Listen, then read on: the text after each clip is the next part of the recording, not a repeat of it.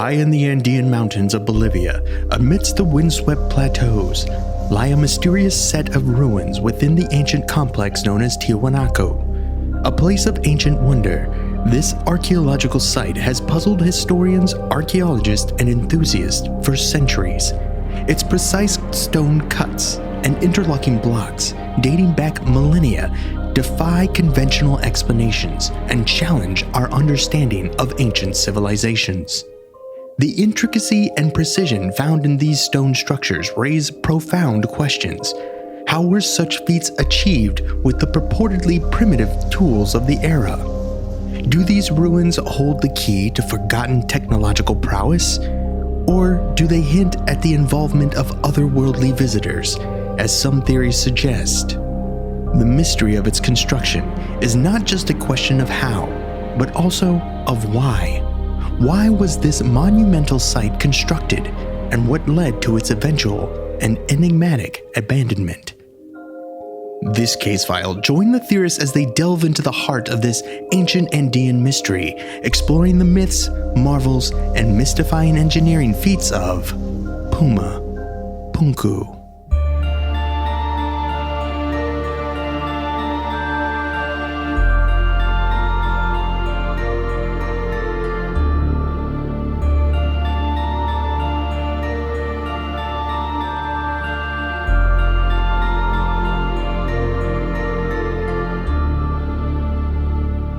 Welcome to Yeah, well, just common courtesy. Never surrender. Right? Yeah. Welcome to Alien Theorists Theorizing, case file 308, the mysteries of Puma Punku.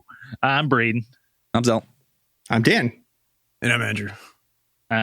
Tonight, or this morning, we dive into the mysterious Puma Punku and the laser cut rocks. I love all the intros for I watched basically every Ancient Aliens clip in the last week for Puma Punku, and how else would you do research for these case files, right? Like that's not the only form of. This week has been all Ancient Aliens and search the Skinwalker Ranch for me, and quality programming brought to you by the History Channel. And that's it's. I love the guy who intros all their videos. I can't remember his name, but his voice and just the tagline for all these, I'm just like, oh God damn. They got the formula dialed down. Yeah. Well, but the problem with it is like the majority of everybody's fucking dads who watch the History Channel, that watch this shit, they'll hear that and be like, that's all I need. That's it. They're cut by fucking aliens. Yeah. Next. What's going on in Fox News? Well, these ones are cut by aliens, but everyone knows it. Of all the stones we talked about, these are the ones cut by aliens for sure, though. Well, this is the one. I mean, this is the one. Of all the ancient sites, this one I've heard more people say, this is the one than any before. This is the alien one. This is the one that they always come back to, right? It makes sense to me, though, because like all I can picture is just this giant, majestic alien floating down from fucking space being like, greetings, earthlings. I've brought you blocks shaped like H's. Enjoy. And just fucking like residents of Lake Titicaca. Yeah. I present to you magnetic H blocks. I cannot give you plastic Legos because you might try to eat them and choke on them. So I will give you these large sized blocks instead, which you cannot eat. Enjoy the connects.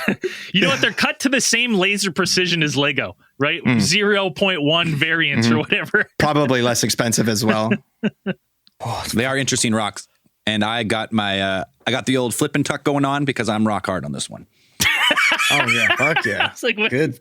You all remember the flip and tuck from high school? Everyone remembers the flip and tuck. But I still flip and tuck. You still flip, It's still a useful technique when you need it. You have to. Yeah. Well, when you got to wake up and do something, and you're like, "Fuck." Zell sees any kind of precision cut rock. Fucking 6 to midnight, baby. Bing!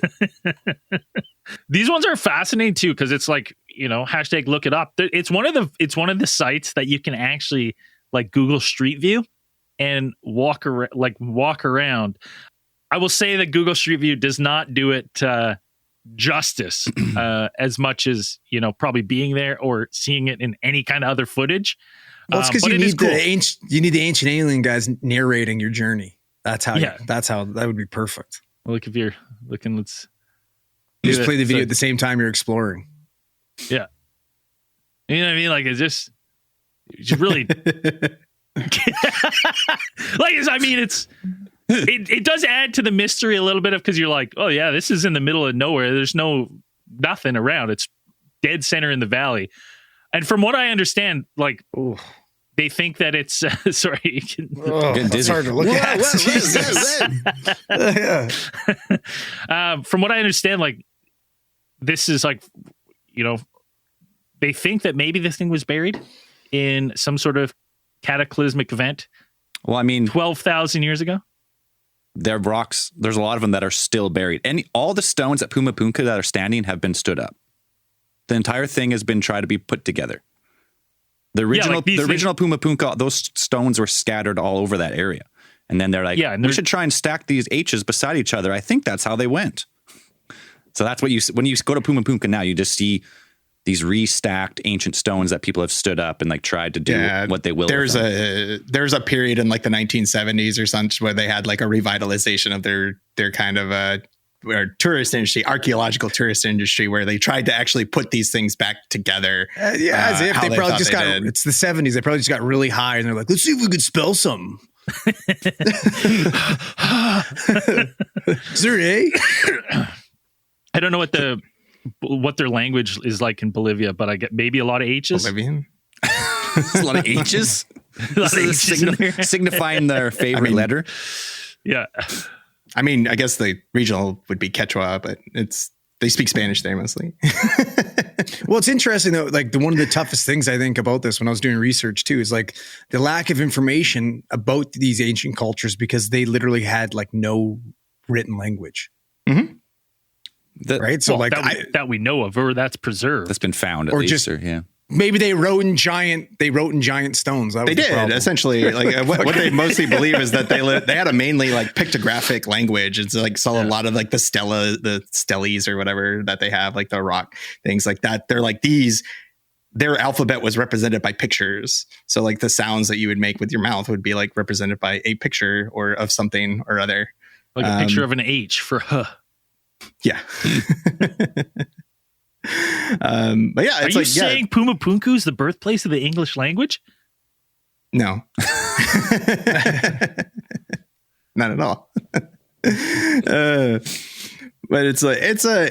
without any written language, there's no real history about, well, you can't go very far back without trying to decode that entire thing, and you only have like pieces of it. And then you have what we do know about it almost comes like third hand, because you were basically the history that was written down was recorded by Spanish like missionaries who were talking to later residents of that valley who weren't the builders of Puma Punku and like Tiahuanacu,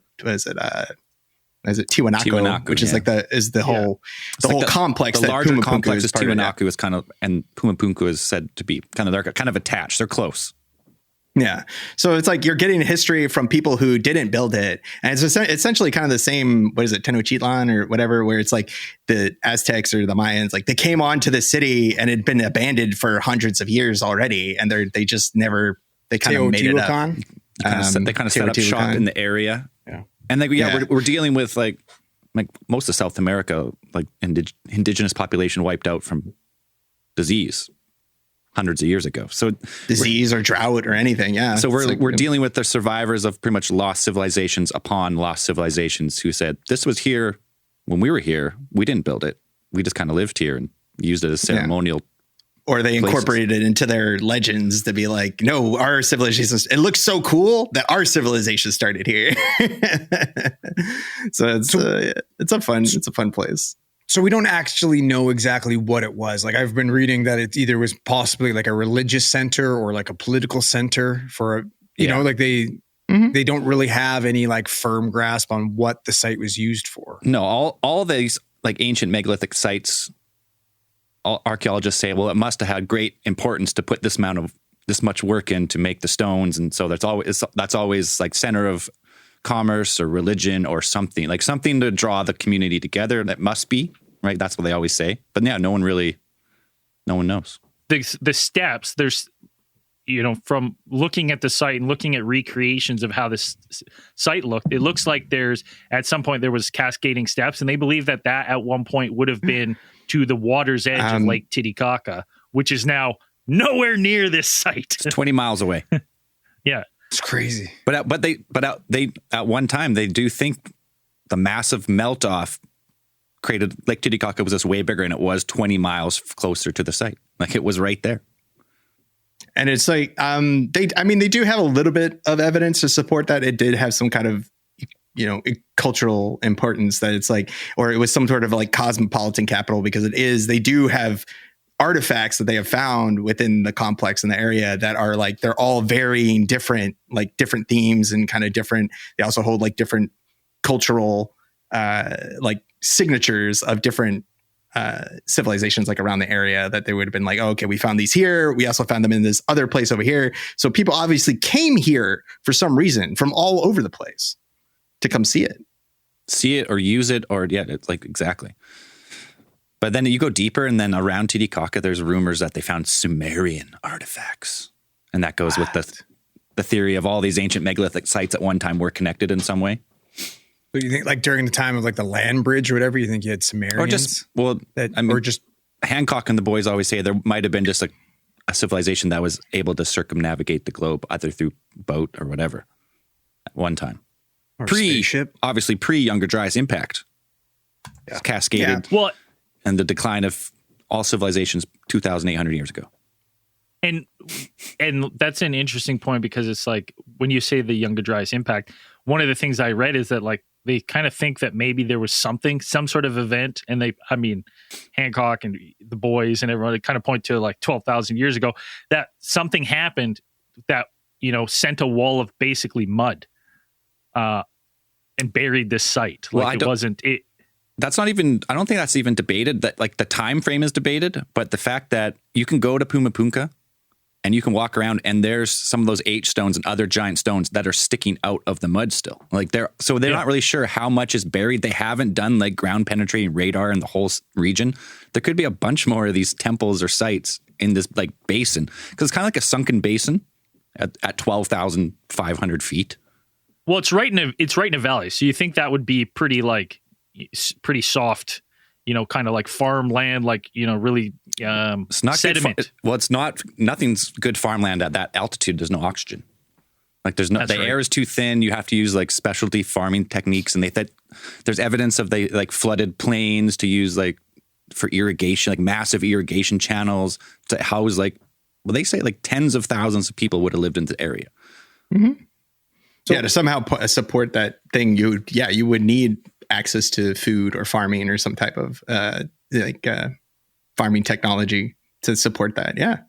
So we got to get into the actual fucking blocks themselves, these H's, because like we're talking pre-Columbian civilization here, who for the most part didn't even really utilize the wheel, right? Like they didn't really have. Who needs a fucking wheel though? We're stone tool. We're stone tool people. Well, they didn't need the wheel necessarily because they didn't have large draft animals, right? Like there wasn't a big purpose for it. But like we got to get into the craftsmanship of these fucking stones. Like this is fucking crazy.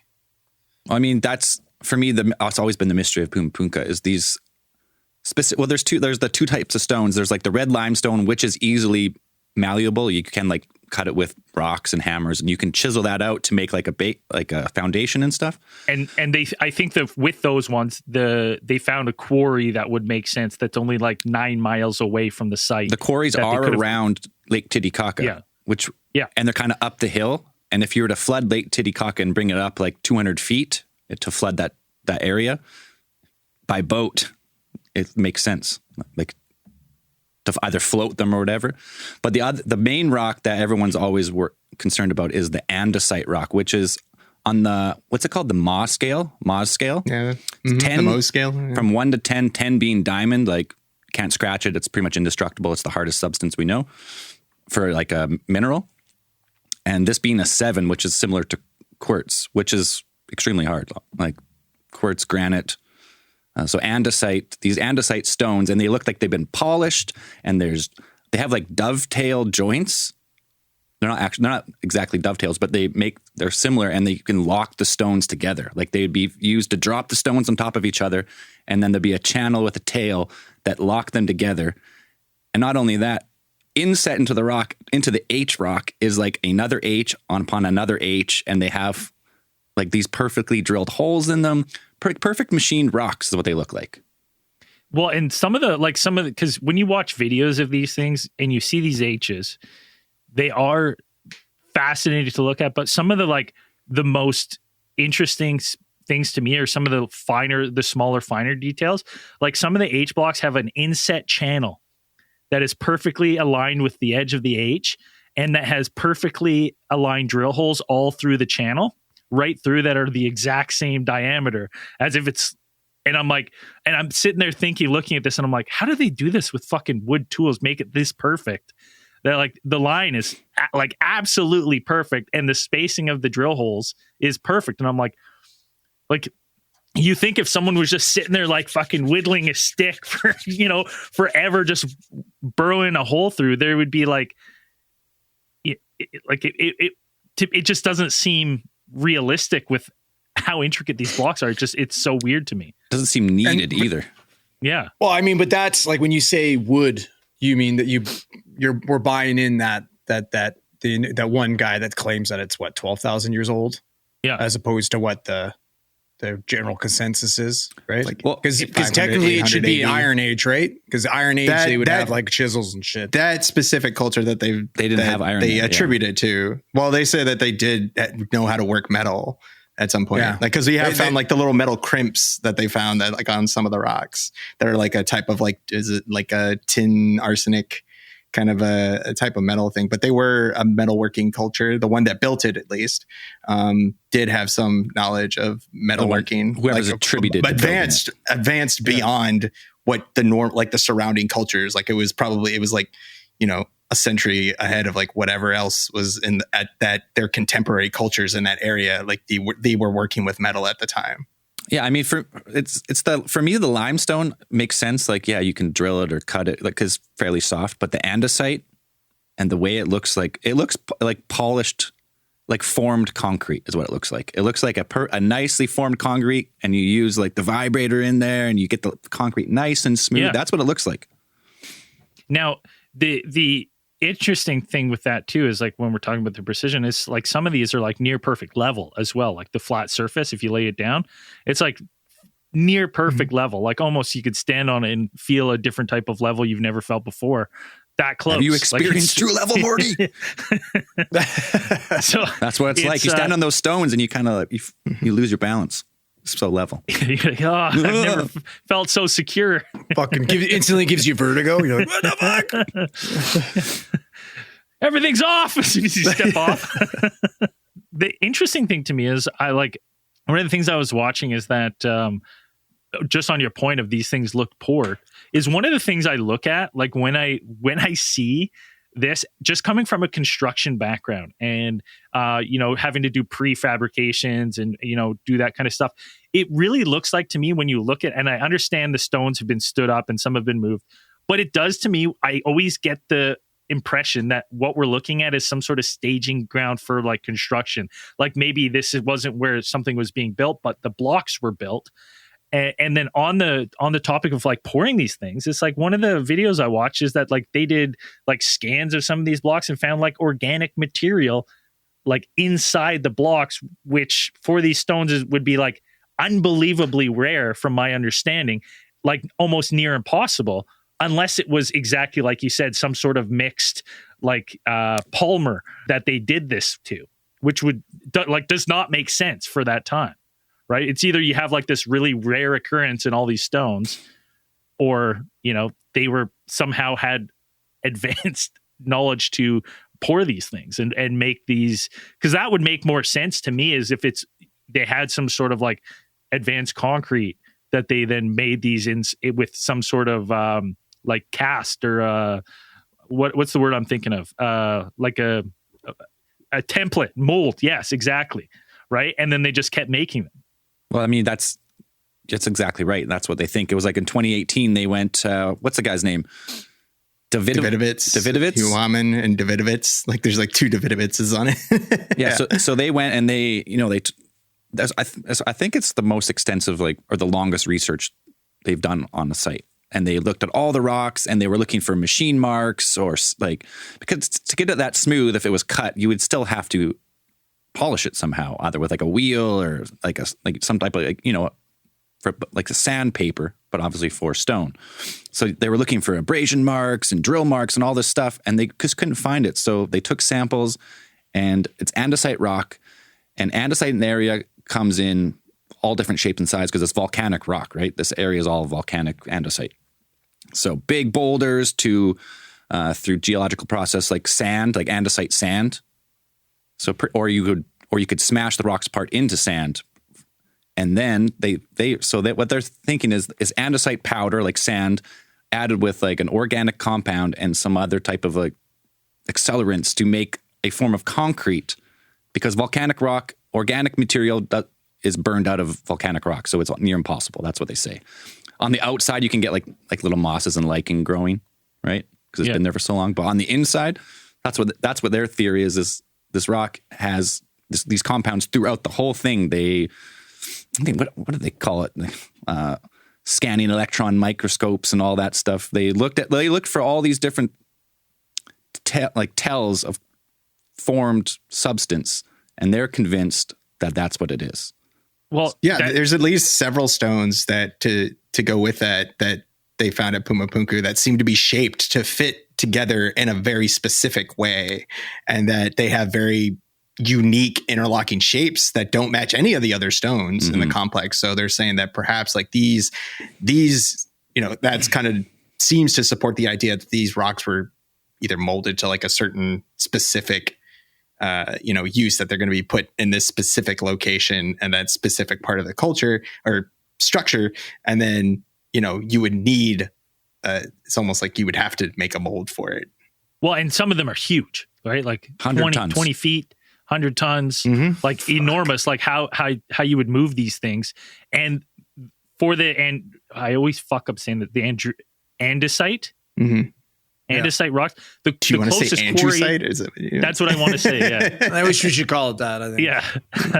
Yeah, the closest basin that they think that this could be quarried from is like 45 miles away, and like over top of the mountains. Rugged valley, rugged terrain, right? So it's like they're like, this would be quite a journey to lug these things. The wheel. Now, the other thing that I wanted to ask you guys is, and I didn't look into this, I just thought of it as we were talking, is like, does normal, like say, you know, we go out to a volcanic quarry tomorrow and we get some andesite rock, and we pull it out, does that rock have magnetic qualities just like in itself? Is andesite magnetic? Yeah. I mean, like, you know what I mean? It could have iron in it, like be just mixed in. You should have asked me this yesterday. I would have gone done it, but it's a little late now. I would have went to the volcanic quarry just down the street from me. You know, I just would have done that. Well, hey, funny story. These guys live, you know, there's probably some andesite on Mount Bushery they could have fucking hiked up and got. Mount Bushery's basalt, but yes, a similar thing. Here it is. Basalt and andesite have the highest magnetic susceptibility, followed by andesite tuff and then granite. Okay.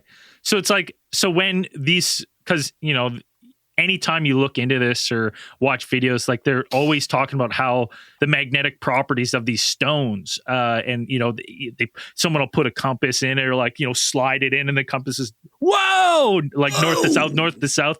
And they're like, you know, the magnetic possessed properties. by a demon. But if these stones are already, because my thought was if these stones aren't inherently like magnetic or something, that would point to me that maybe this is some sort of mixture with something that is, like an or additive. Could be, an additive that makes them more magnetic. But the interesting thing is so on the topic of them being magnetic, I was watching a documentary of one guy who was studying Puma Punku, and he said that what he found the most interesting is that like the most on the exterior of Puma Punku was the most amount of like magnetism in the rocks. And he was kind of like, he's like, did they put these specifically on the exterior of this thing, of the perimeter, because of something to do with the magnetism in it? Like he found it fascinating that the highest concentration of like magnetized stones and that had the highest levels were all on the perimeter. And he that kind of got me thinking. I was like, man, what good would that have done them, other than maybe they just like those types of stones? So they could put their kids' art up on the rocks on the front.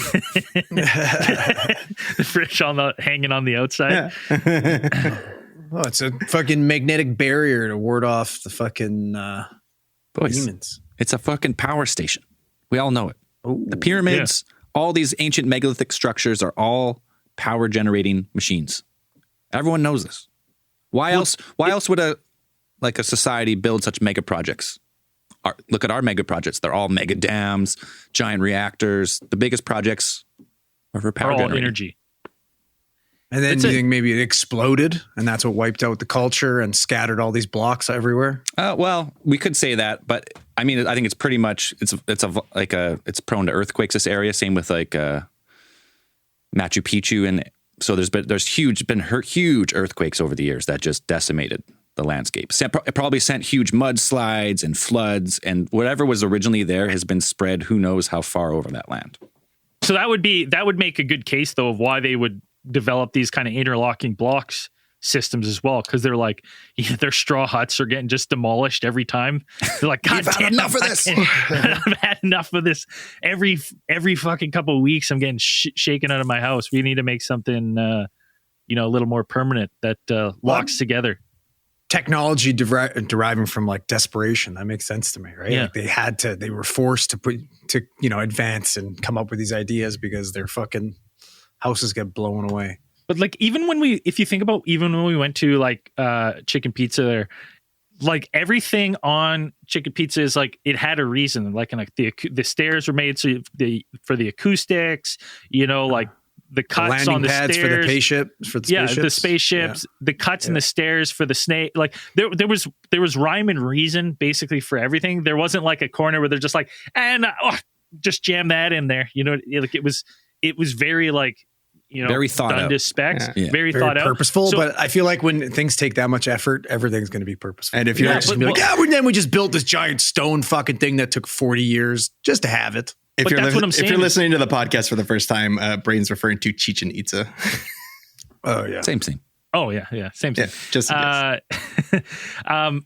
but that's what I'm saying is like there was such purpose put into these things that when I look at Puma Punku and I'm thinking about the magnetic stones, I feel like there's specific reasons. There's specific reasons to use these stones. There's specific reasons why they're on the perimeter.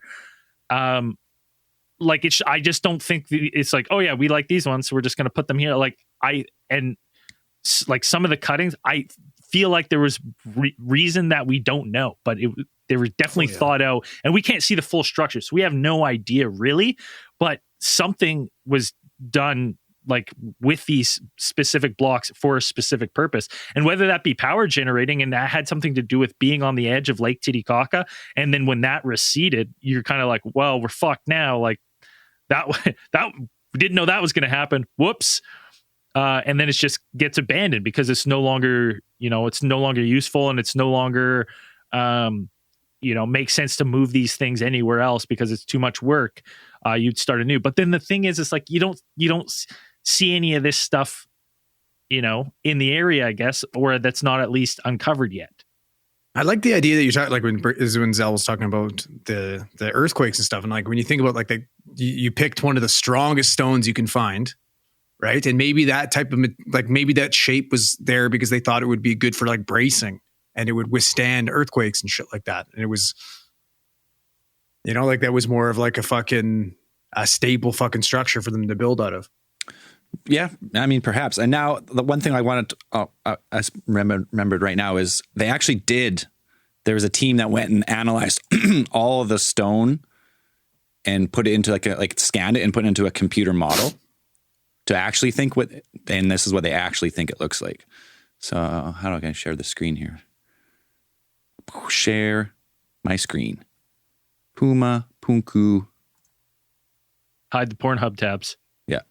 Nah, just let it be. Nothing to hide here, pal. Overhead crane share. No, I don't want that. That's what I want. That's good.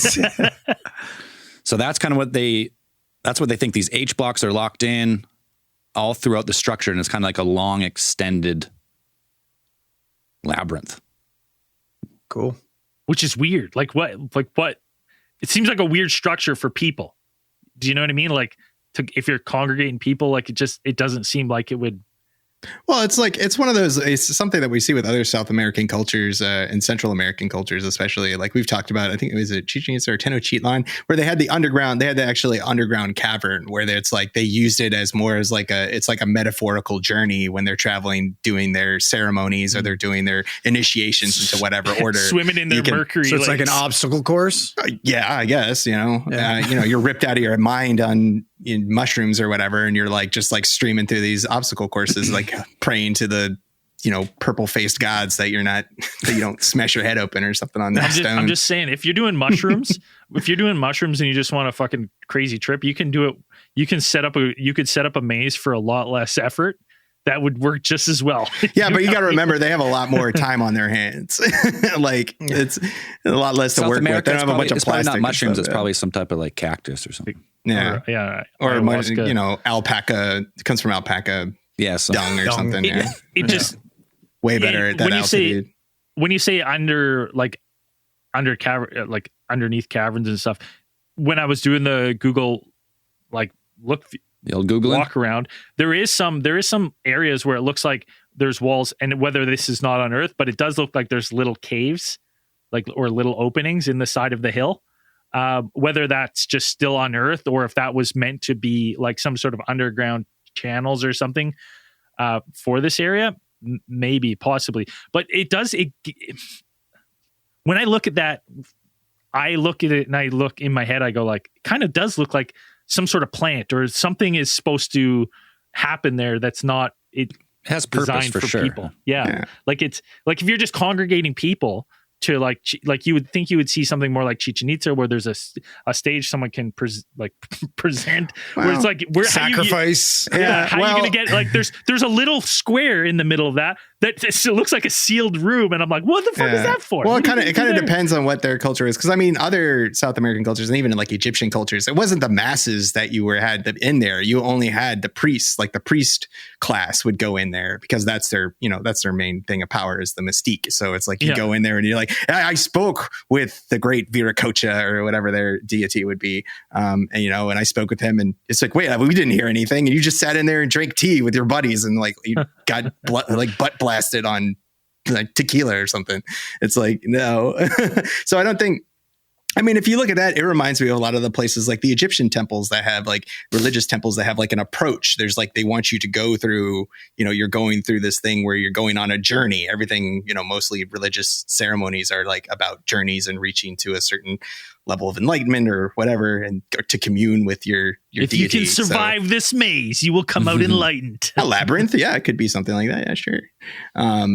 But yeah, it's like that's what it kind of seems to me is like you always have these like long approaches to like a ceremonial site or something like that. But I would think, they'd be small. I don't think you would have necessarily a congregation of a bunch of people.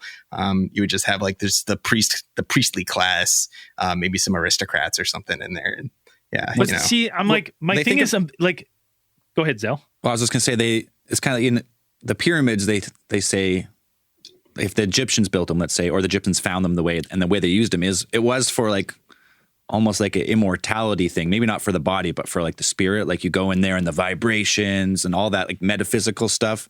So maybe it's something similar. Like you walk through this maze of all these interconnecting blocks and they're resonating these different frequencies, and you get to the end and you kind of have like an out of body experience with the way it was built, like something like that. Cause it's fairly small. Like you can't, how many people are you walking through it at once? So it's got, it's upper class, priest class, if that's what it was originally for. What I think, and what a lot of guys think who, younger, dry, ancient alien stuff, is that culture found this as it was. And they decorated the halls, they put their pottery in there, and that's why they date it to whatever it is, 600, 900 AD. But now with these geopolymers, with the organic material, they're saying that they could possibly carbon date that organic material and actually find a more reliable date of when that stone, if it was formed when that stone was made. Like if it was some type of poured concrete with this organic additive. But I think we're still waiting on those results. I don't think they've actually released anything. Well, I don't think anyone else, I would not be even remotely shocked if they came back with the time frame of 12,000 years or longer. Like, I mean, because we haven't right? talked. Maybe we'll talk about it right after the break. But we're going to talk about how this is actually has a little bit of astronomical alignment to solstices from 12,000 years to 18,000 years ago. But we got to take a short break, grab a coffee, because we're recording in the morning, and we're going to be right back. We were about to talk about, just briefly, because, it's hard to really tell because the site's been scattered to oblivion. But what was archaeologist Neil Steed? He's discussed that the astronomical alignments of the main temple, and he goes by the foundation of the main temple because a lot of it's obviously been knocked over, but it seems to coincide with the solstices of about 17,000 years ago. So we're pre Younger Dryas. This area freezes and it's always cold, I'd imagine, no matter what time of geological time, because we're at 12,500 feet or whatever. But he suggests that the way the temple was built and how it's aligned corresponds with about 17,000 years ago. Which a lot of these ancient sites, the astronomical archaeology is now one of the main tells. Okay, where does it point? Why does it point that way? Let's use our sky scanner. Let's rewind the sky 15,000 years. What was it looking at? And all these are pointing to the constellation Leo or Scorpio or whatever it is. And they're okay, well, maybe it gives them a tell at least of where they should look. Yeah, and it's before they were just thought, they're just a little off of these, and now you're oh no, they were bang on, just at a different time, and that's because of the fucking, I think the scientific term's called the Weeble Wobble of the Earth. The Weeble Wobble, exactly. Or other people will call it the precession of the equinox. Oh yeah, that's Weeble Wobble is more, I think, more to our target audience and us. Us, yeah. Weeble Wobbles. Hey, old Weeble Wobble. Yeah. So now, when you look at that, it's fascinating to me that you have all these sites over the world where you can do that, and it all is kind of in the same kind of time frame, right? Of where it's and every time someone digs up a site, there's Hancock and the boys being fuck, 12,000 years ago, let's go, baby, let's go, let's get it dated.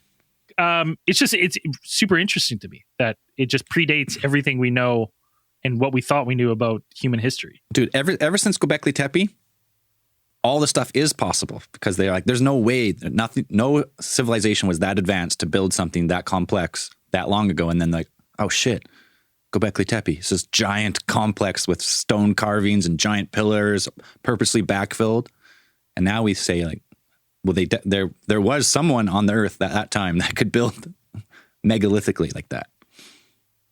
So you have to question a lot of these old sites now and say, did the Incas or whoever was here build it, or did they stumble upon it and repurpose? For me, that a lot of times makes a lot of sense. Was there someone here? That was, if there was a civilization and there was some massive flood or earthquake that had that buried a lot of civilization in mud, and we just haven't found it. It's just buried. We're not going digging hundreds of feet down everywhere around the earth. In order because archaeology doesn't make money, so you need funding. So in order to get funding, you have to have evidence. So if you think there was a civilization that was buried or whatever, wiped out or sunk, that's all good. But until you can't, no one's going to give you millions of dollars to do the excavation unless you see something. Unless we get some way better at some sort of ground penetrating radar that's cost effective, where you could basically, go out with a team of buddies and just be scan, set up some stuff. Well, they do quite easily. They do have, well, we've talked about it before, LiDAR, and that's what they're using in the jungles of Central America. And they're flying over in this plane, shooting LiDAR down, and it bounces through the organic foliage and it reflects off the stones. And all of a sudden they're oh, there's hundreds, if not thousands of temples and mounds and causeways all over the whole jungle. The whole fucking jungle. And now they're starting to think in Brazil, because most of the Amazon is in Brazil, that they're finding that there is types of soil and sediment that seem to be farmed and made by humans over the whole fucking rainforest, and fruit trees planted seemingly in grid patterns deep in the Amazon where there shouldn't have been any type of farming or cultivation for thousands of years. Like, oh, maybe there was a civilization that existed over this whole fucking continent thousands of years ago. If we don't get, like, obviously it's going to be hard to get the funding, but like there's another solution. And if Indiana Jones has taught me anything, we just need the Nazis to come back into power because they love that shit, right? Like we just need the Nazis to take over again. Are you making a pitch for That's what I'm saying. Like, I'm just saying. Listen, like all I know is Nazis love ancient technology. They do. And artifacts, right? And so what we need, can we bring back the Nazis without the genocide? That's what I'm, less aggressive Nazis and get them exploring. Just scientific. Yeah. Purely scientific. So what we do is we bring the Nazis, but let's clone Hitler. We'll bring him back, let him do his thing. He can go explore. And then we create a real Indiana Jones, a bunch, like an entire army of them. Because we know that all it takes is one right hand from Indiana Jones and the Nazis are fucked. This is true. He one punches Nazis like nobody else in the world. So I think like the next balance there. Yeah, Harrison Ford's getting a little up there though, so I don't know. You can de-age him and clone him. Yeah, that's the only explanation. Right. So hold on, let me just summarize this for a second. We need to bring back the Nazi Party, vote them into power, and resurrect Hitler, not for any reason other than you like their policies when it comes to archaeology. Ancient archaeology. Yeah, for the social media clips this week, can we just clip you and Andrew just saying we need to bring back the Nazi Party? Just five times. Just like, we need to bring back the Nazi Party. They love this stuff. And just then have Dan go and clone Hitler, and we go clone Hitler. They love enigmatic mysteries. That's why we need them. I just put that all in there. Somebody's got to do the funding. We need some Nazi bells. We need all that good stuff. Yeah. Well, minus the genocide. Yeah. Well, minus just about everything else. And everything else. But yes. Just minus the Nazis. Like, just or hear me out. We could just, get political parties that are more into archaeology and researching ancient civilizations. Yeah. I mean, like on Nazis. The other side of the coin. On the other, sure. Like Nazis. Not Nazis. any government party. You know what? That's why so what you're saying is that's why there's no funding, is because anyone that's like, hey, I really like this archaeological stuff. They're like, whoa, what, you Nazi? Are you Nazi here? Yeah. Yeah, I like it. It's a good. All right, if we weren't canceled before, we are now. So let's continue on. Buckle up. Yeah, I can already see the 1-star reviews coming in for that. The interesting thing with those blocks is, though, because I mean, if you were to say they were quarried and moving them, like we kind of talked about before, if Lake Titicaca was like right up, most of these stones could have been floated or on a boat to this site. But for me, it's still the basin in which the andesite stones are found. It's like 45 miles away. Like what is that? 10 hours walking? Like 10 hours by foot? Like over a hill, so probably longer. And it's like you're searching out that specific basin for that specific stone. Like, why else make that journey? Like, there's other, like, why not just build it all out of limestone or anything? Like, there was a specific reason that this culture wanted that stone there. And part of me wonders if it was for the magnetic properties, right? It just seems sought out to me. Like, it just seems like it was very, like they went searching for this, found it because it was easier to transport with their giant magnets. Yeah. Well, if you just flip two of those H's, they levitate. They right? levitate. You can't stick them together. Yeah. They just had an andesite track all the way. They just pushed them and they just right down the valley into the spot. There's the anti-gravity right there. Repellent magnetic forces. Sometimes I like to think about just like what drove people, whatever thousands of years ago, up to live at 12,000 feet. Like, why don't we just climb to the top of this mountain range, find to some really high valley, and just set up shop here? When the coast isn't that far away, and the rainforest and probably stuff with a lot more fertile soil and fruits and everything else. Closer to the gods. Well, no, but if you think about too, that like Göbekli Tepe is almost that high as well, right? I don't remember how high Göbekli Tepe is. I don't think it's that high. I mean, on to Andrew's point, like most of that South American culture, like at least like from the Incas or stuff, their creation myths all involve like the gods living on a mountain. Göbekli Tepe is 785 meters. Oh, that's not. We're talking like almost 4,000 meters here. Yeah. Okay. 4 times higher. I mean, if there was some sort of biblical flood, wouldn't it make sense to you'd be Get like, up. we want the highest high ground as possible, because some sort of civilization lived through some sort of global flooding event. Well, they have their own flood myth in that area that involves that valley. Like they have every their own culture has myth. a flood myth, which is well, insane. specifically that valley though. Like there is a myth that after Viracocha like created the first prototype people, I guess you could call them. Like, well, and then, let's talk about that, Dan. Like the Viracocha created the stone giants, like that myth. Mm-hmm.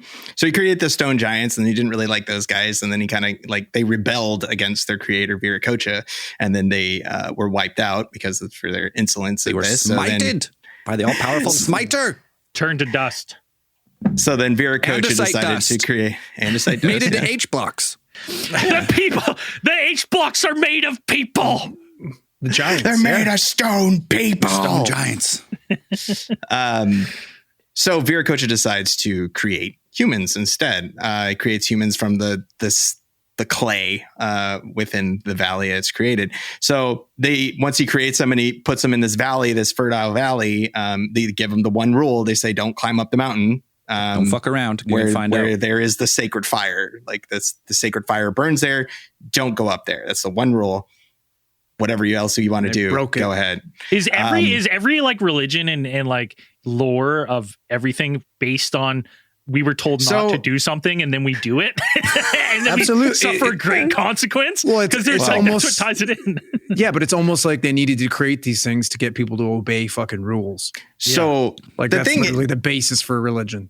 The only kind of like issue I have with kind of this one, and it's similarity to the Western Christianity creation myth, is that there's a lot of these myths and things that we get from South America. We're all told like secondhand to Christian missionaries and our Catholic missionaries, the Spanish that were colonizing the area and enslaving the populace and whatever. But maybe they made these legends just similar to this, or that when the priests were writing it down, they're like, this sounds good. I know how this ends, and they just filled in the blanks. They just filled in the stuff. Yeah. So everybody's like, this Eden. sounds like Christianity. It's like, it was already here. And it's like, or they just kind of like they put that down in there. So I always feel like maybe it sounds similar because you guys just kind of took it out of you kind of put in your own little bias in there, like perhaps. But like after this, post those kinds of similarities. So yes, humans eventually just go and climb up the mountain, and so we have to wipe them out with the flood. As you do. And but not just a flood of water, but they sent thousands of pumas that went down there and tore apart all the men, women. Oh yeah, we actually didn't mention that is how Puma Punku got its name. It's like the gate of the pumas or something. Mm-hmm. Yeah, so all of the door of the puma. Just a flood of they blotted out the sun with how many pumas there were just flying through the sky. So after unleashing this tide of pumas, apparently the sun god, who's known as Inti and that religion of that area, apparently wept witnessing the destruction, and then created. Basically, this is too similar. I feel like he wept for 40 days, and it's like 40 days, 40 nights, same as the thing. I feel like that's way too close. So I feel like somebody might have been. Could you imagine the destruction of a flood of pumas would do though? Like a flood of house cats would fucking kill us all. Oh yeah. A flood of pumas would be extinct. Those things are jacked. Have you seen the jacked puma picture? It's just like that thing would rip you apart. Terrifying. Like 7 people. Like just big cats would fucking annihilate us. We'd have no chance. I guarantee back in these days, people are getting pulled out of their fucking huts, man, by big cats. Big cats were a way bigger issue than they are now. Yeah, these are like we've really put them in their place. Pumas. Dude, these like saber-tooth tigers. You could chalk up all of human evolution to us just defending ourselves against giant cats. Yeah. Like we're getting eaten millions of years ago. Let's say we develop a spear. We kill a couple, right? Okay, sweet. If we work together, we can kill a few more, and we just keep getting better at killing cats and killing cats. Now there's no super saber-toothed tigers. There's only a few left. We can end them all. Right, and then the cats adapted by just coming into our houses and making them overlords of our house. Oh yeah, my cats they rule. They're awful. They torment my entire household. House cats kill more than like all humans combined. Yeah, the extinction populations. They're an invasive species, man. They destroy all bird populations. Australia's got it right. Billions of animals house cats kill. Billions. Well, it's like once they I always feel like for cats, it's like once you neuter them or you take away their reproductive capacity, like the only thing they have to live for is death. Murder. That's all they do. Well, that's the thing. And they murder things that they don't eat. They just fucking go out and kill things for the sake of killing things. Yeah. It's crazy. Yeah, just like these pumas. It's not hungry. It's just killing. But yeah, the 40 days and 40 nights. Like, I mean, yeah, that seems a little similar. To your point, I'm like, that's getting pretty suspicious and quite specific to, so like, the mountain sounds just like Garden of Eden. The Garden. You just had some Spanish priest writing this down to be like, 40 days. Like, that's it. But so then after the flood of pumas that happens, and then they flood out the valley, the pumas apparently are all floating around on the top of the lake or whatever. The one of the gods turns them all into stone, like they just turn them all into stone, and then that's how you do get Lake Titicaca is like the lake of stone pumas. Apparently, is one of the names that it translates into. Yeah, but they've never found one stone puma. Well, to that, so while we talk about looking for stuff underground in Puma Punku and Tiahuanacu, it's like actually we might want to be also concentrating our search underwater as well. For sure. Because there have been these Namor. Yes, that's where if he were going to be a place, that would probably be where it would be. But they had at least one diver, Christopher Delaire, for the Center of Marine Archaeology at Oxford University.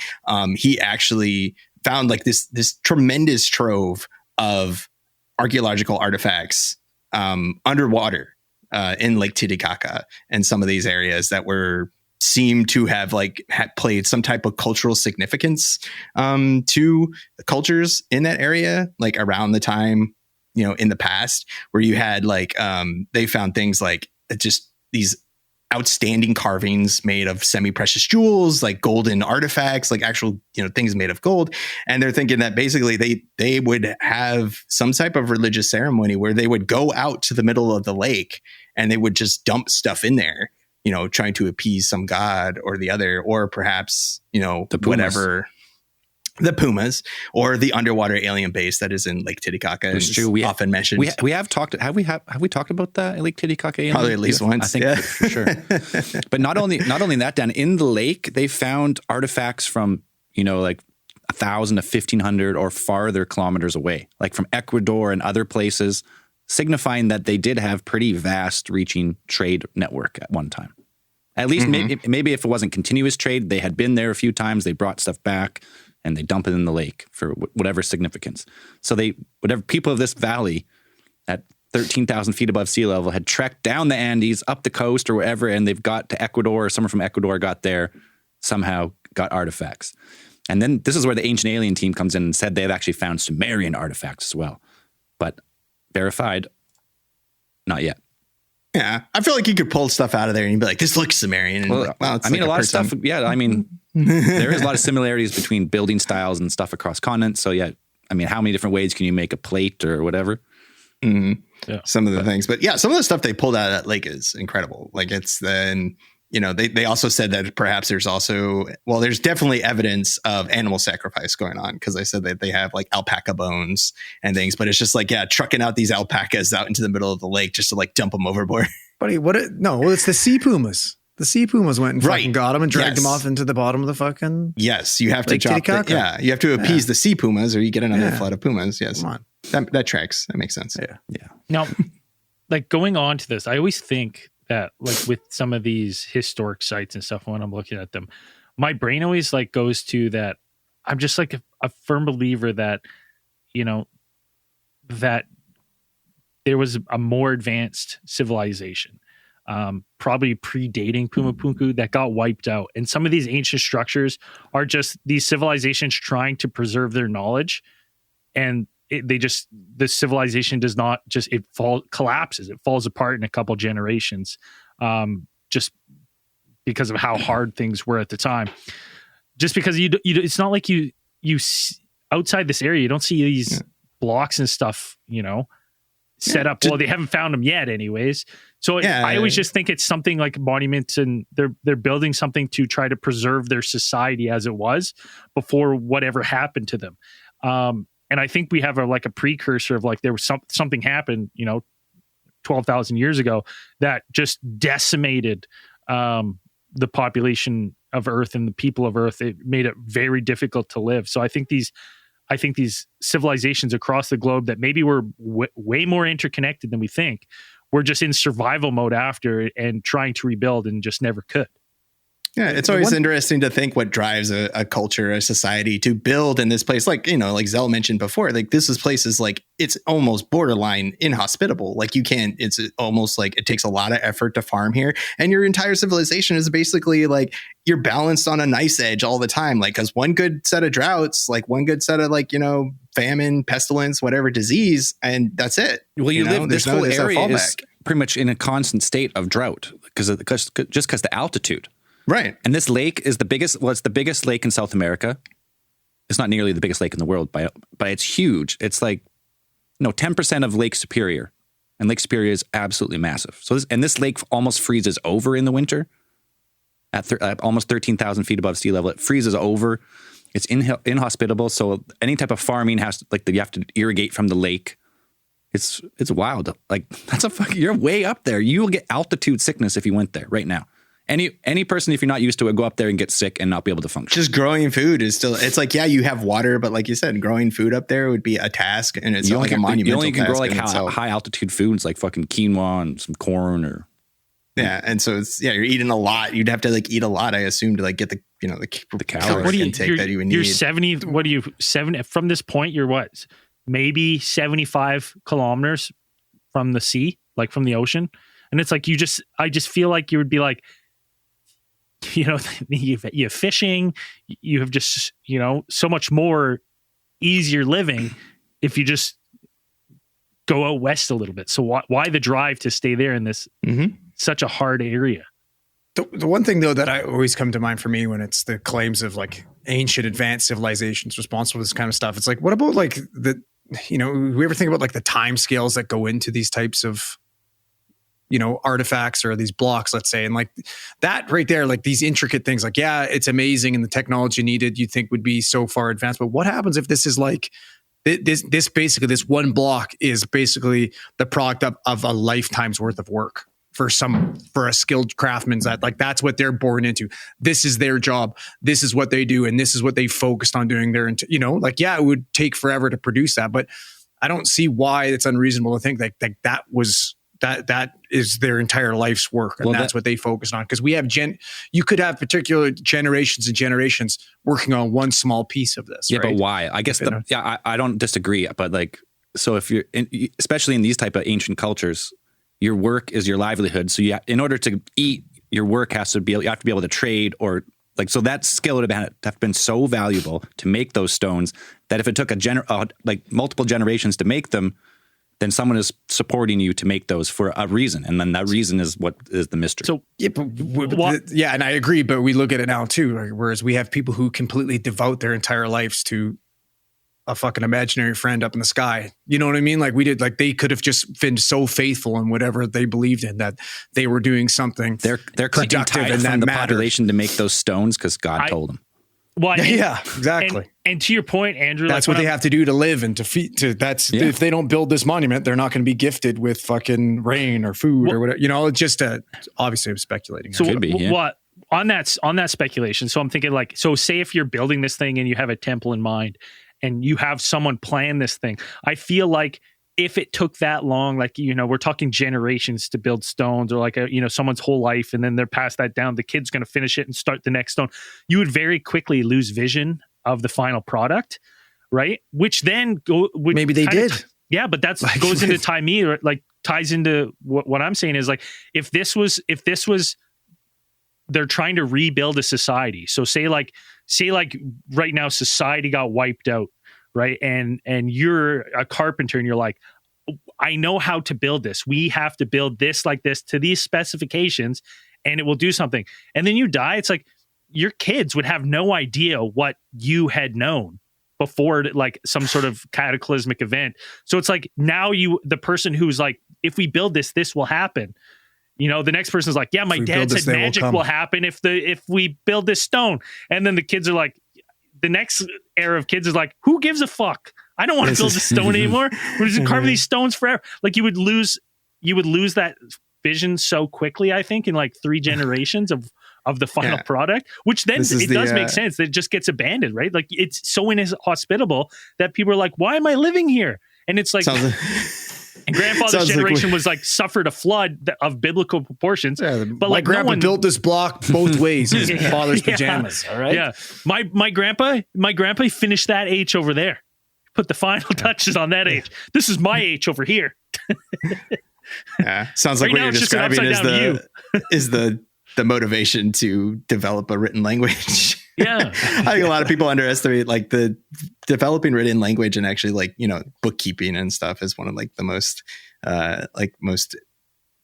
precious advancements that we've had. It's just the transfer of knowledge that you can essentially like you can write down your techniques and you can communicate those to future generations. And it doesn't, you know, somebody 60 years later can pick up the book and be like, oh, okay, this is how they did that. This is how they did that. But with the, you know, it's just kind of interesting to be like this culture, like they didn't have a written language. They built these things and they're just like, that's it. Like we were just like, did they just like figure that they were just going to have a continuous society? And like, they're just, I think it's they did say like in Incan cultures, like since that, the Incan culture, they had like people whose specific job was to maintain the histories, like not written, but an oral history, like Aborigines, like Aboriginal people of Australia. Yeah.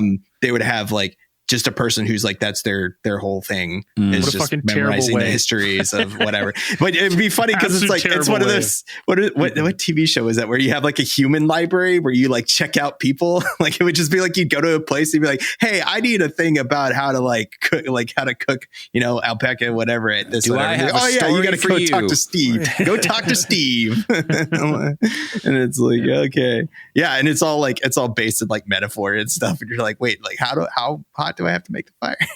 It's like one power of 1,000 suns and the son of Viracocha and Undala, whatever. I don't know, coming up with a bunch of stuff. You're like, wait, what? But then like going back to the blocks and these things, like some of the pictures, it looks like ruins, but then there's certain stones that you look at and you're just like, it amazes you at the like how precise they are, like cuts between blocks and stuff, like precision, like unbelievable precision. And the polish, right? And for the age they are, the polish still looks like amazing. Yeah, and you're just like, it just doesn't. It looks fascinating, like some of the beveled edges and stuff, like the cascading beveled edges. I'm like, it is so intricate and so well done and seemingly without a mistake. And then there's some blocks that look like fucking giant power outlets, like, you know, like a 3-point power outlet. It's so weird. Like, it's just such a strange thing to look at. And then know that at this time, you know, how we were supposedly living, you know, human civilization was living, that hold on, I'll pull up this stone. This is the one I was talking about earlier that has the inset. I just find this one absolutely fascinating. At first glance, a lot of these stones, like, they could have been built like recently, and it just looks like somebody didn't pay the contractor and left them. They just like left them all there. It's like you can see all the spacing of these drill holes, and they're all the same diameter all the way into this inset line. Right. And you're just like, well, like, what were you fucking doing? Like, what were you doing with that? Like, what was the point? How'd you do that? Like, it's insane to me. It's just wild. Some of these pictures. Yeah. There's one thing that I would like someone to do, because I'll never be able to do it because I have no money, but someone be able to test the stones here, go to Machu Picchu, because a lot of people say like the way Machu Picchu is built on like 2 stages. It has the multi-sided like polygon rocks that seem to be formed out of some type of concrete, and they lock together on the inside, and it's insane. I want to like, are they connected? Are they very similar?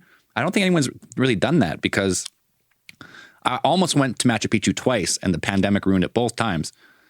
But because when you go, all the pictures there, it has an ancient building style, and then on top, like an Incan building style. It's not debated. It's like these are two completely different building styles. So I wonder, whatever made these blocks at Puma Punku, are they related to the rest of the, like these Andean civilizations that are high up at 10,000 feet plus through the whole like Andean region? Because these are insane. Like this, why? Like why? Like, and that type of wall is not similar to Puma Punku. That's like an Incan style because those are cut. Yeah.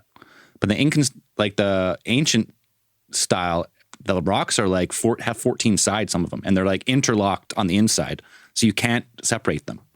It's withstood, and so like Machu Picchu has withstood major earthquakes because of the style of building. So it's super wild.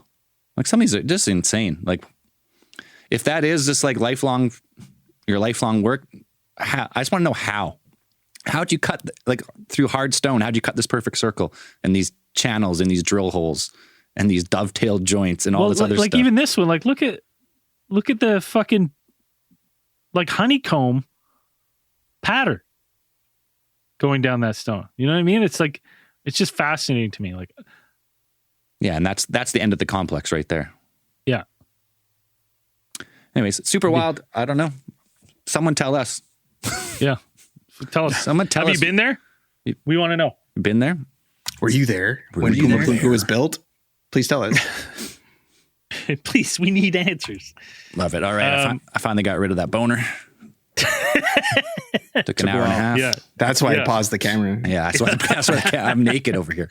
Yeah. You just slow stroking in the background here. Just looking at pictures of fucking Puma Punku. Jelking. It's amazing. What is it called? Gelking? Jelking. Jelking? What is I don't even want to know. I don't even want to know. I don't. Long, slow stroke? Don't even. I don't know. You just made it up? No, it's like it's something like that.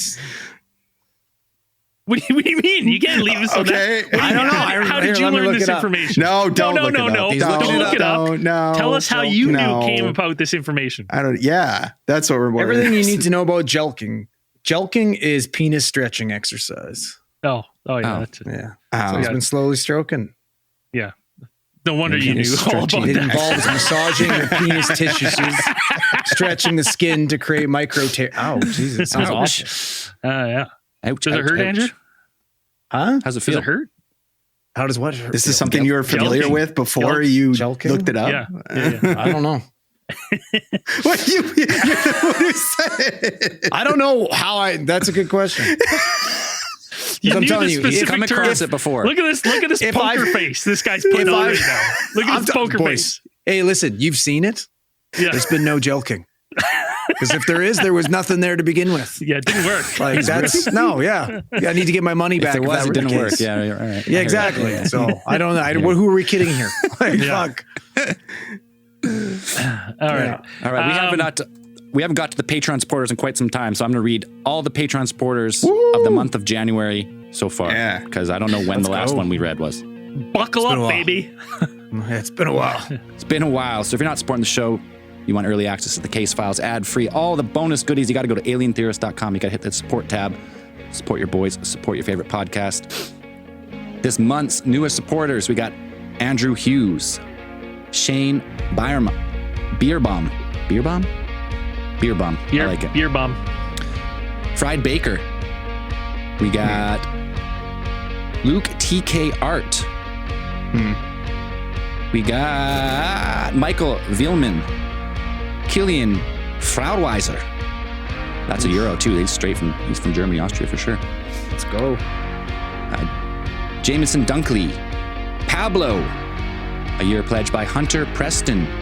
Travis Nachazel. Daniel James. And Trazen. Thank you very much for supporting the show. We appreciate it. And as we always say at the end of these things, keep those eyes on the skies. No joking.